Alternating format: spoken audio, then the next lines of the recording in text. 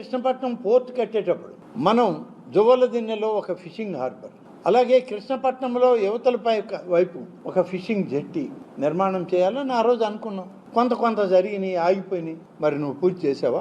నువ్వు పూర్తి చేయలేదు. ఎక్కడ వేసిన గొంగడు అక్కడే వదిలేసావు.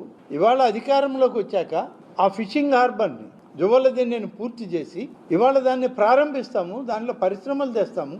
అక్కడ ఉన్నటువంటి మత్స్యకార కుటుంబాల్లో ఉన్నటువంటి వాళ్ళ అర్హతలను బట్టి వాళ్ళకి ఉద్యోగ అవకాశాలు, ఉపాధి అవకాశాలు ఇస్తామని మేము ప్రయత్నం చేస్తే సాగర్ డిఫెన్స్ అనేటువంటి కంపెనీని తీసుకొచ్చి 990 మీటర్లు ఉన్నటువంటి ఫిషింగ్ హార్బర్ జెట్టీలో 150 మీటర్లు మాత్రం వాళ్ళకి ఇచ్చి మిగతాదంతా మత్స్యకార కుటుంబాలదే అని చెప్తే నువ్వు ఇవాళ ఆ జువ్వలదిన్న హార్బర్ని ప్రైవేట్ పరం చేసేస్తున్నారని మాట్లాడతావా?